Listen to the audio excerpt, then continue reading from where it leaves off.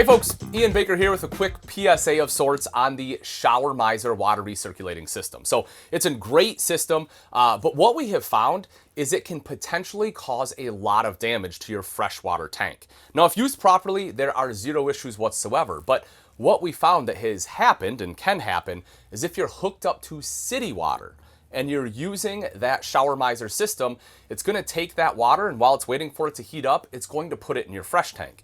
Now, because they put Showermi on most RVs that are meant to be able to boondock, a lot of them have smaller fresh tanks, meaning that it can overflow very easily and cause a lot of damage. So you want to make sure if you're using the Showermi system, you're only doing it if you're using your water pump and drawing water from your fresh tank.